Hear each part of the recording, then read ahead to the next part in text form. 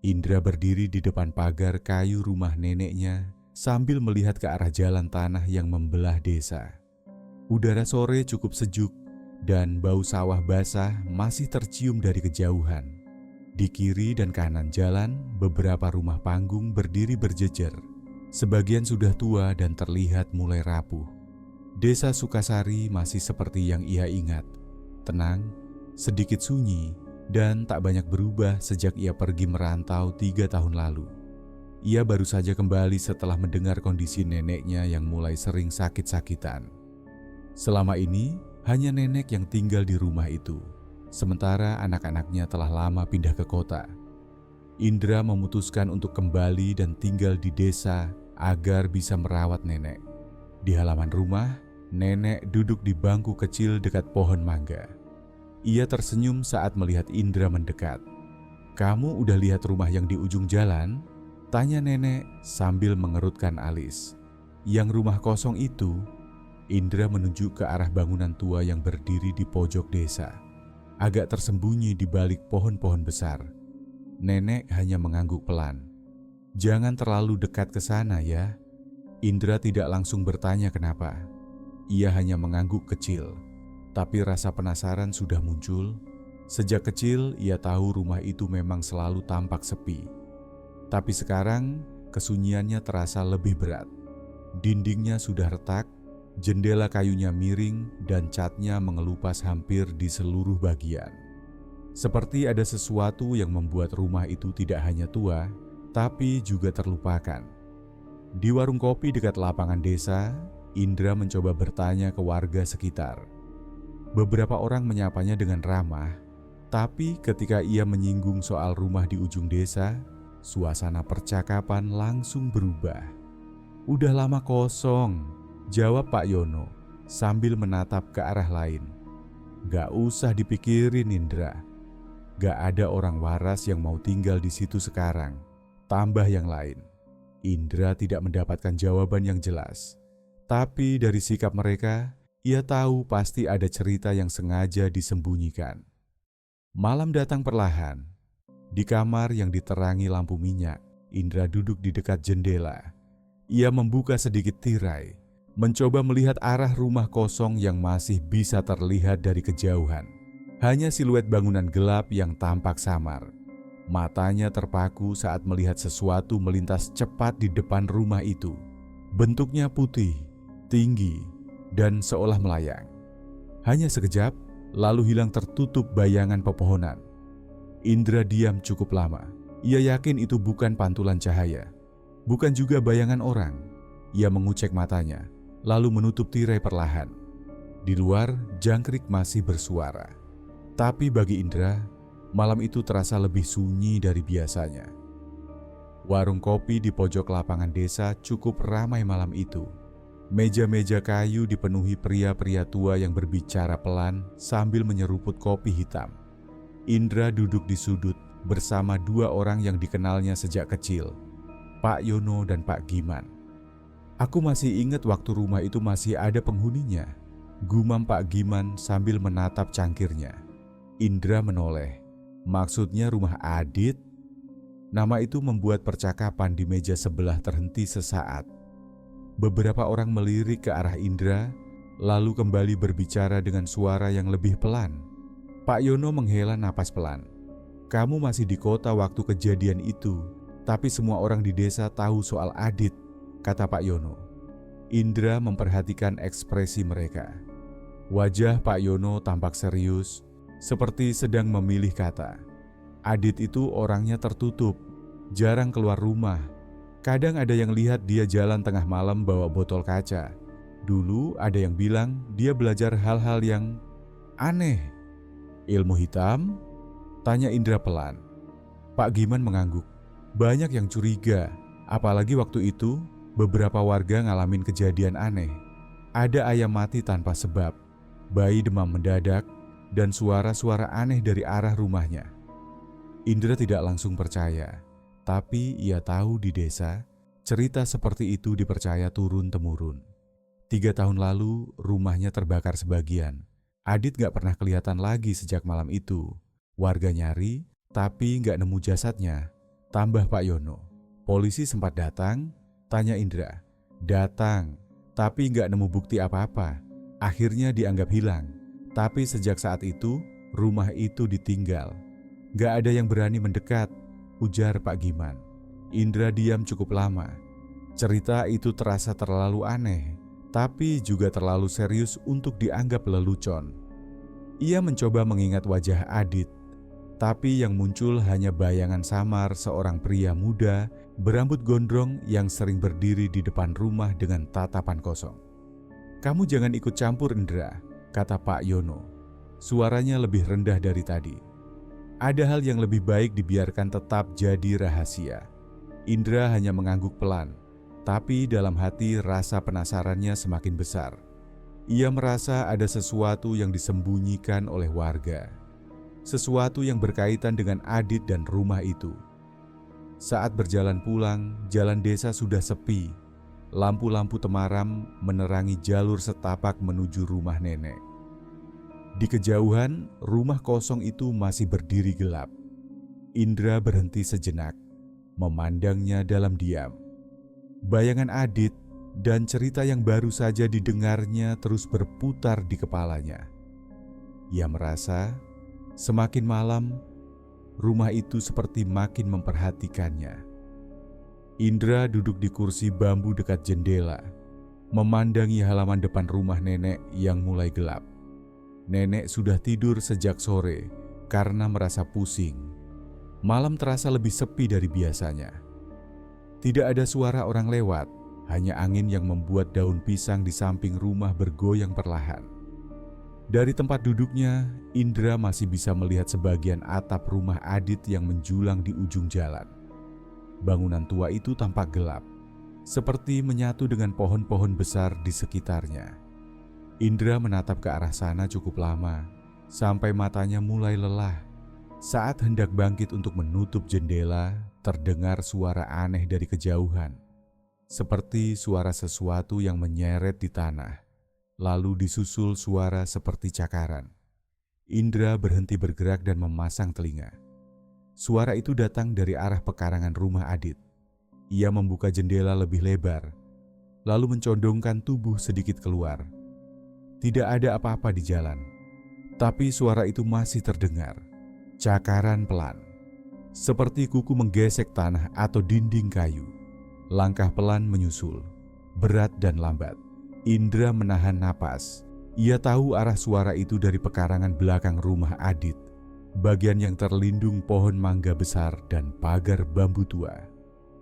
Ia mencoba mencari sumber suara dengan matanya, namun tidak ada gerakan apapun di sana. Tiba-tiba, di antara celah pohon dan bayangan rumah, muncul sesuatu yang bergerak cepat. Sosok putih, tinggi, dan seolah tidak menjejak tanah. Indra sempat melihat bentuknya jelas sejenak, mirip tubuh terbungkus kain, melompat pelan di antara pepohonan. Indra mundur dari jendela, dadanya berdetak keras.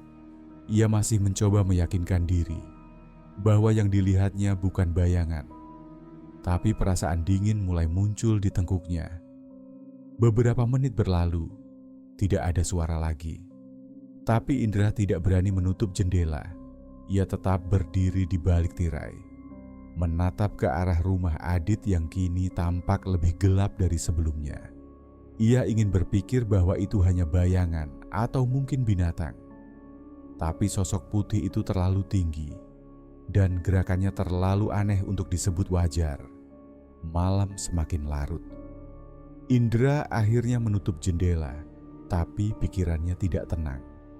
Ia merasa mulai malam itu ada sesuatu dari rumah Adit yang mulai mendekat. Lampu gantung di ruang tengah mulai berkedip.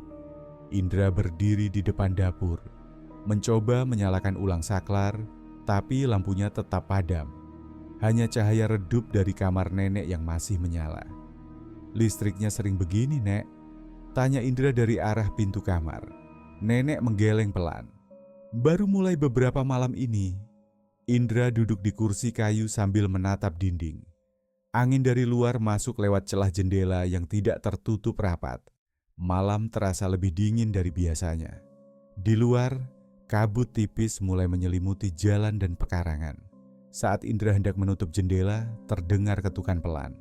Ia diam. Suaranya datang dari sisi jendela kamar nenek. Sekali, lalu berhenti. Beberapa detik kemudian, terdengar lagi.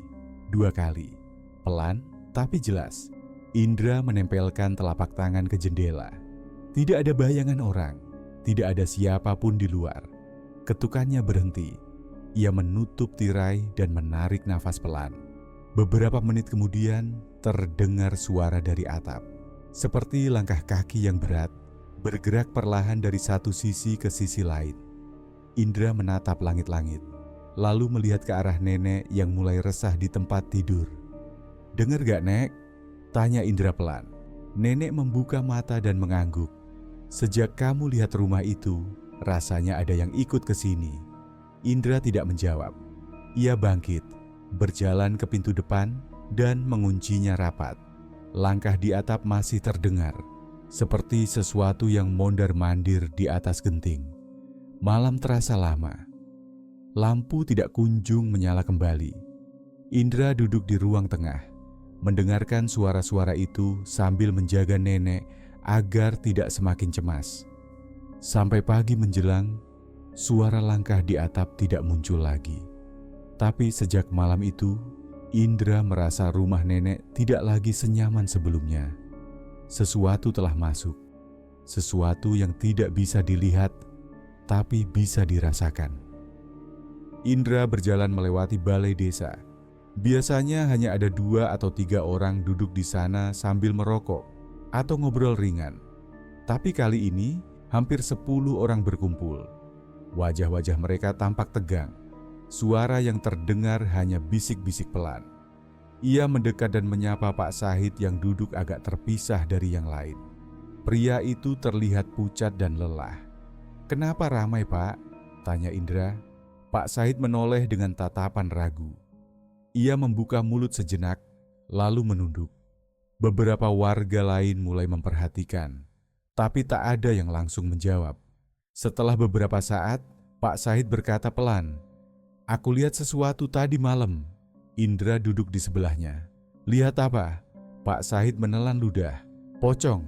Dia meloncat-loncat di pekarangan, terus berhenti di depan pintu rumahku." Indra tidak langsung merespons. Ia menunggu kelanjutan ceritanya.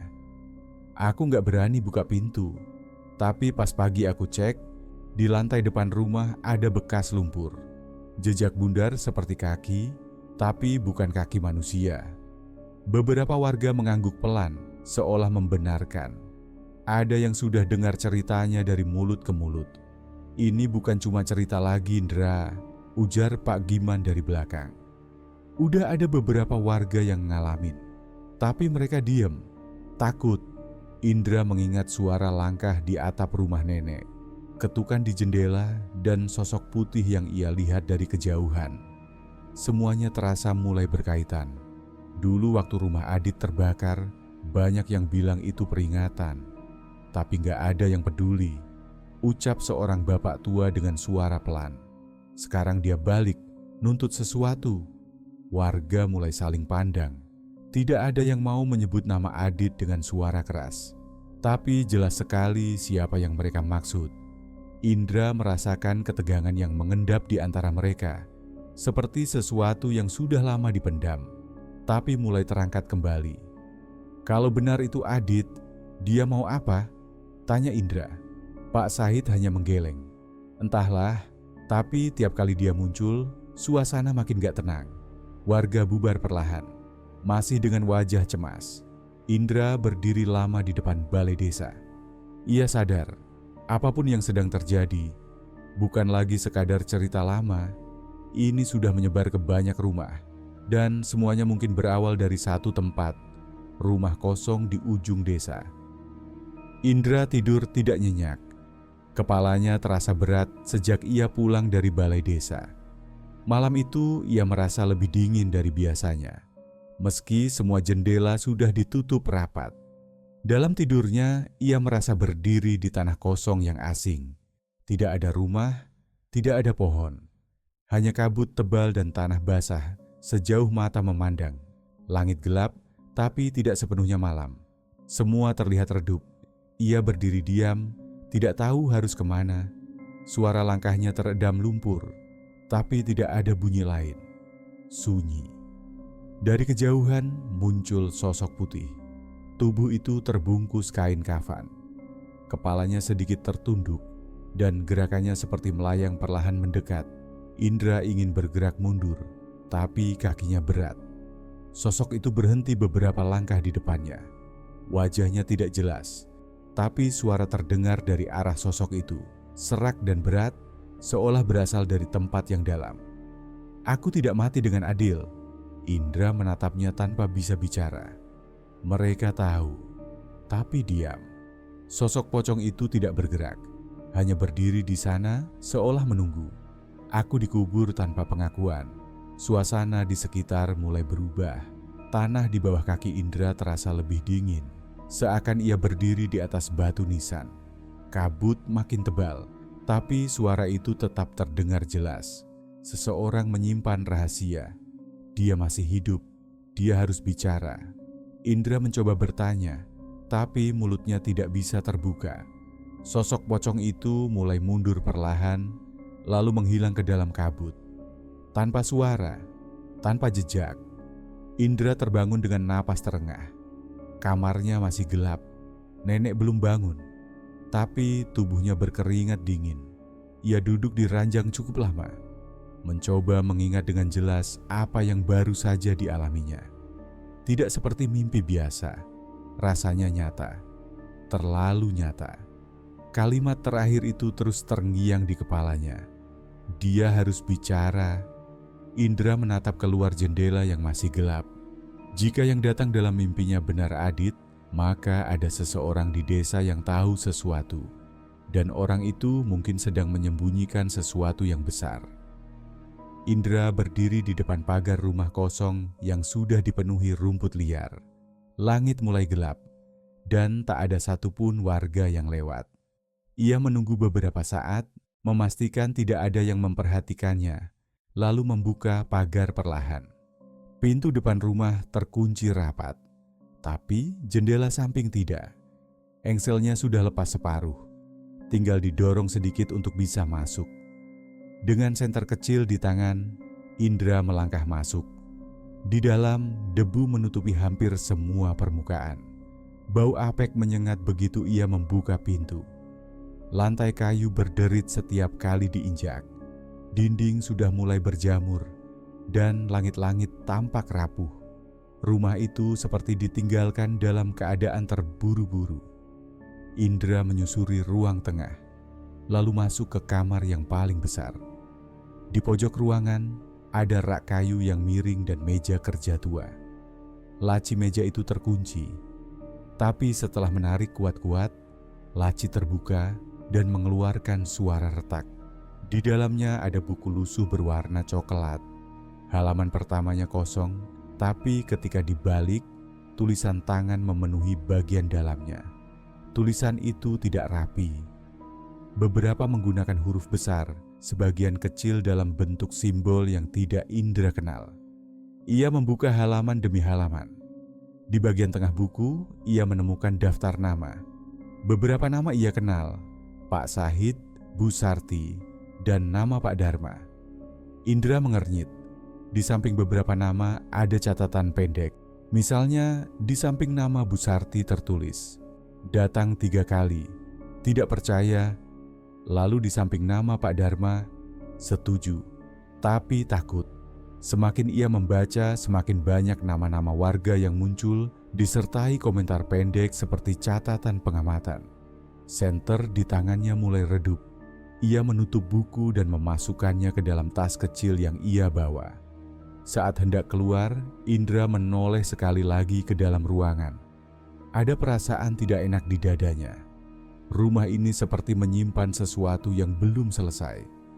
Setelah kembali ke rumah nenek, ia duduk lama di kamar. Buku itu diletakkan di atas meja kecil. Pikirannya masih tertuju pada daftar nama-nama itu. Mimpi tentang Adit, suara-suara aneh, dan sekarang catatan ini. Semuanya mulai membentuk satu garis. Indra yakin satu hal, ada orang-orang di desa yang tahu lebih dari yang mereka tunjukkan. Dan Adit mungkin memang tidak mati begitu saja. Kabar itu cepat menyebar. Seorang petani yang hendak memeriksa sawahnya melihat sesuatu yang janggal di tengah ladang. Awalnya dikira boneka atau karung yang tertinggal, tapi saat didekati, tubuh Pak Sahid tergeletak membujur kaku, wajahnya menatap kosong ke langit. Warga berdatangan. Sebagian menutupi mulut, sebagian lagi langsung mundur. Tubuh Pak Sahid tampak masih utuh, tapi matanya terbuka lebar. Sorot ketakutan jelas terlihat di wajahnya. Di dada bajunya ada bercak tanah basah, dan di pergelangan tangannya melilit seutas tali yang warnanya coklat tua. Tali itu kusut, seperti bekas diikat paksa. Tidak ada luka terbuka, tidak ada jejak kekerasan. Tapi siapapun yang melihatnya tahu, Pak Sahid tidak mati biasa. Balai desa mulai ramai, para tokoh kampung berkumpul. Beberapa warga mulai mengaitkan kejadian ini dengan cerita pocong yang beberapa malam terakhir sering disebut-sebut. Ada yang bilang pernah melihat sosok putih di depan rumahnya. Ada juga yang mengaku mendengar suara dari arah ladang. Indra mendengarkan semua itu dari luar kerumunan. Ia tidak mengatakan apapun, hanya mencatat dalam pikirannya. Nama Pak Sahid termasuk dalam catatan Adit. Ia bahkan salah satu yang dicatat dengan komentar, "Pernah melihat tapi tidak bicara." Kematian ini bukan kebetulan, dan jika yang muncul benar pocong, maka ini mungkin bentuk peringatan pertama. Di rumah, Nenek Indra terlihat cemas. Ia menanyakan apakah Indra masih sering keluar malam. Indra menggeleng pelan, berbohong sedikit agar nenek tidak khawatir. Tapi hatinya makin gelisah. Ini bukan sekadar gangguan, ini sudah menelan korban. Indra menatap buku catatan Adit yang kini disembunyikannya di bawah kasur. Ia tahu waktu untuk diam sudah habis. Jika benar ada rahasia besar yang ditutup oleh sebagian warga, maka kejadian ini hanya awal. Akan ada korban lain jika tidak ada yang berani bicara. Indra duduk di teras rumah Bu Sarti, ditemani secangkir teh yang belum sempat disentuh. Suara dari dalam rumah terdengar pelan. Bu Sarti sedang berbicara dengan Nenek Indra. Beberapa menit kemudian, Bu Sarti keluar dan duduk di samping Indra. Wajahnya tampak lelah, matanya sembab. "Indra," katanya pelan, "kamu masih ingat Adit?" Indra mengangguk. "Dia bukan seperti yang orang-orang bilang," lanjut Bu Sarti. "Dia bukan dukun, dia tidak pernah ganggu siapapun. Justru dia dijebak." Indra menatapnya serius. "Dijebak siapa?" Bu Sarti menarik napas panjang. "Ada beberapa orang yang tidak suka Adit tinggal di desa ini. Mereka takut dengan apa yang tidak mereka pahami. Adit memang penyendiri, suka baca buku aneh, tapi dia tidak pernah menyakiti siapapun." Indra hendak bertanya lebih lanjut, tapi dari dalam rumah terdengar suara benda jatuh. Bu Sarti langsung berdiri. "Tunggu di sini." Indra ikut berdiri. Pintu dapur terbuka, dan dari sana terdengar suara gemeretak aneh. Bu Sarti melangkah masuk, namun tak lama kemudian berteriak histeris. Indra berlari ke dalam dan menemukan Bu Sarti terduduk di lantai. Matanya menatap ke arah sudut dapur. Di sana sesosok putih berdiri diam, kepalanya tertunduk. Kain kafan menutup seluruh tubuh, dan di bagian bawahnya tampak basah dan kotor oleh tanah. Benda-benda di rak mulai bergerak sendiri. Piring pecah, gelas berjatuhan. Bu Sarti menangis, menggenggam erat tangan Indra. Sosok pocong itu tidak bergerak, tapi tatapannya terasa menusuk, meski matanya tidak terlihat. Beberapa detik kemudian, sosok itu menghilang seperti diserap oleh bayangan. Bu Sarti gemetar. Ia mencoba bicara, tapi suaranya bergetar hebat. Aku tahu siapa yang rencanakan semua ini." Indra membantu Bu Sarti berdiri. Ia tidak tahu apakah yang barusan ia lihat nyata atau hanya halusinasi dari seseorang yang dihantui rasa bersalah. Tapi satu hal jelas, pengakuan ini adalah kunci, dan arwah Adit tidak akan tenang sebelum semuanya dibuka. Indra berdiri di depan rumah kepala desa. Lampu di teras menyala redup, udara dingin. Angin kencang membuat daun-daun beterbangan. Ia mengetuk pintu dan tak lama kemudian Pak Dharma membukanya. Wajahnya terkejut melihat Indra. "Ada apa malam-malam begini, Indra?" tanya Pak Dharma. Indra menatap langsung ke matanya. "Saya tahu tentang Adit, Pak. Saya sudah dengar dari Bu Sarti." Pak Dharma diam 1 jam, lalu memberi isyarat agar Indra masuk. Di ruang tengah, keduanya duduk. Suasana hening. Angin dari celah jendela membuat tirai bergerak perlahan. Indra tidak membuang waktu. Adit tidak bersalah kan? Warga hanya takut dan rumahnya dibakar karena fitnah. Pak Dharma memejamkan mata. Tangannya menggenggam lututnya kuat-kuat. Ia mengangguk perlahan. Kami ketakutan," katanya dengan suara lirih. "Beberapa anak sakit, ada yang kesurupan, dan semua menuduh Adit. Kami dipenuhi rasa takut. Orang-orang mulai yakin dia pelihara sesuatu yang jahat." Indra menunggu. Suatu malam, kami datang ke rumahnya, membawa bensin. Kami kira dia tidak ada di dalam, tapi ternyata dia ada di loteng. Saat api membesar, baru kami dengar teriakannya. Beberapa warga panik, tapi yang lain bilang sudah terlambat. Indra terdiam, tenggorokannya terasa kering, tubuhnya tidak terbakar habis. Kami menguburkannya diam-diam di kebun belakang rumahnya. Tapi tidak ada yang tahu apakah saat itu dia masih hidup atau tidak. Kami takut dan semuanya memilih diam. Pak Dharma tertunduk, matanya berkaca-kaca. Sekarang arwahnya menuntut, dan saya tahu saya harus bertanggung jawab. Indra berdiri. Ia tidak menyangka kecurigaannya benar. Adit mati dalam ketidakadilan. Bukan karena kutukan atau santet, tapi karena ketakutan yang dibentuk oleh bisik-bisik dan tuduhan tanpa bukti. "Kita harus buka semuanya, Pak," kata Indra. "Kalau tidak, arwahnya tidak akan berhenti." Pak Dharma mengangguk pelan. "Saya akan bicara di depan warga." Tapi Indra tahu malam ini belum selesai. Pocong itu belum puas, dan kebenaran yang baru saja terungkap baru permulaan. Balai desa malam itu penuh. Warga duduk rapat-rapat di kursi panjang. Sebagian berdiri di belakang. Suara-suara pelan terdengar, membicarakan kematian Pak Sahid dan pengakuan Bu Sarti. Di depan, Pak Dharma berdiri. Wajahnya tampak lelah. "Saya ingin mengaku," ucapnya. "Apa yang terjadi pada Adit itu tidak benar. Kami semua salah." Ruangan hening. Beberapa orang saling pandang.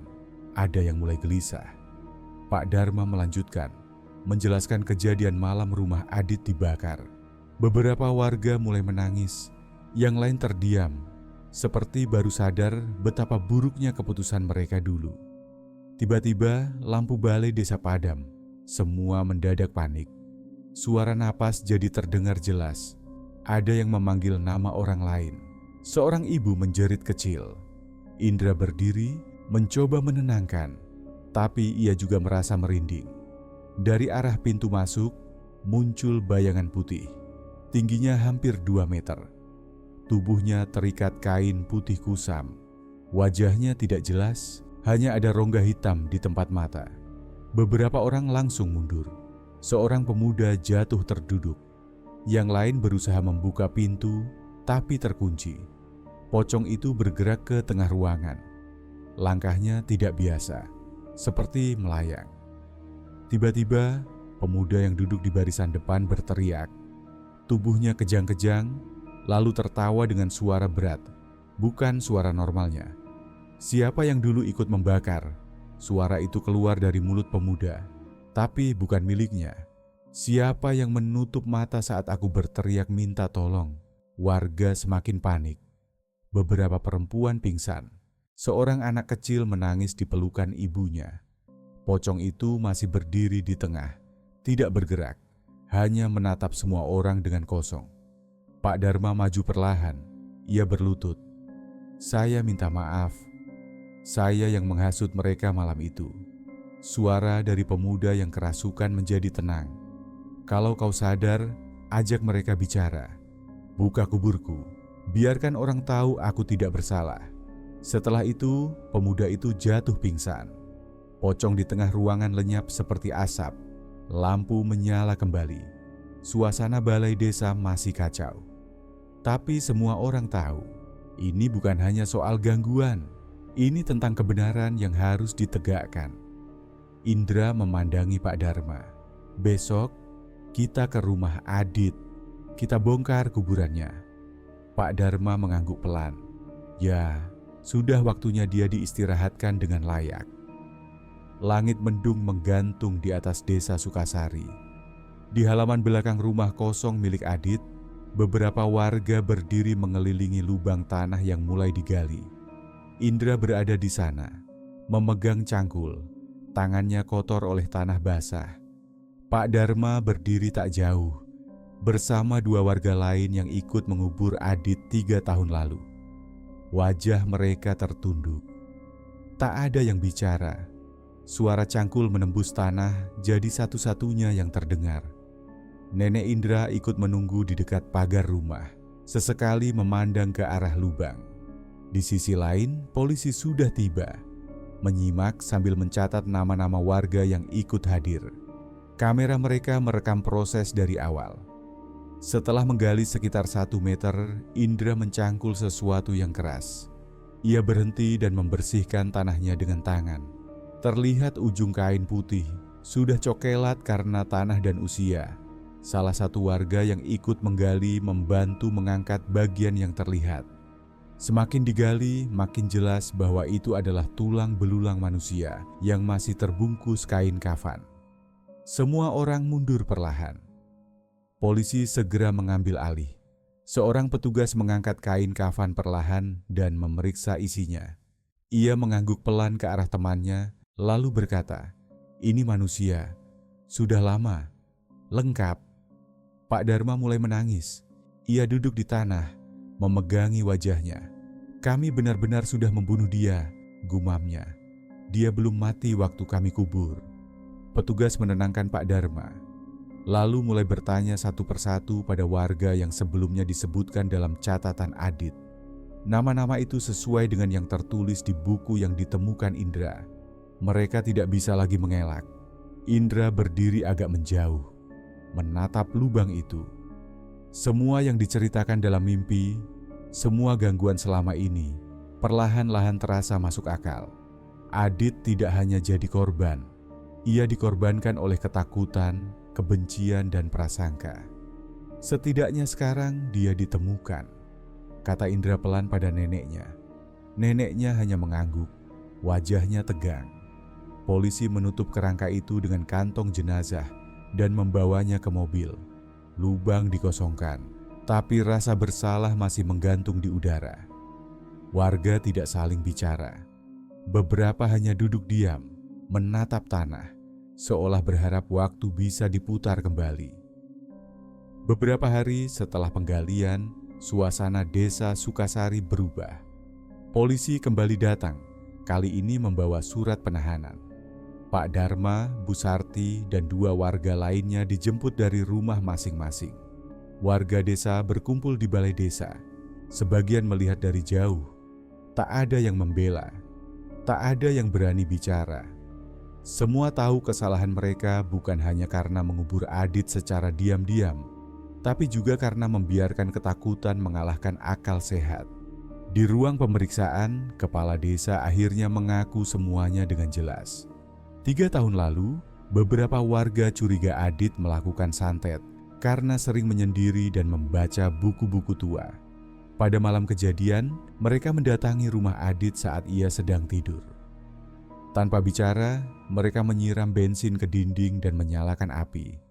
Begitu api membesar, mereka baru sadar Adit masih di dalam. Tapi mereka tidak berani menolong. Mereka kabur dan kembali keesokan harinya hanya untuk menemukan rumah yang hangus, dan tubuh Adit yang masih bernapas tapi lemah. Mereka panik, takut dihukum. Mereka sepakat menguburnya di belakang rumah, pura-pura tidak tahu apa-apa. Waktu itu kami kira dia pasti mati sebentar lagi, kata Pak Dharma. Kami pikir lebih baik disembunyikan. Pengakuan itu dicatat dan kasus resmi dibuka. Keluarga Adit yang tinggal di luar desa diberitahu dan datang untuk menjemput sisa jasad Adit. Mereka membawa jenazah ke pemakaman keluarga di kota. Sementara itu, Indra dan neneknya kembali menjalani hari seperti biasa, meski tidak mudah melupakan semua yang sudah terjadi. Rumah kosong di ujung desa itu akhirnya ditutup rapat. Tidak ada yang mau mendekat lagi. Malam terakhir sebelum keluarga Adit membawa jasadnya pergi, Indra berdiri di depan rumah nenek. Di kejauhan, di halaman rumah kosong, ia melihat sosok putih berdiri sebentar, lalu perlahan menghilang ke arah kebun di belakang. Tidak meloncat, tidak bergerak cepat, hanya berdiri sebentar, lalu lenyap. Indra tidak merasa takut.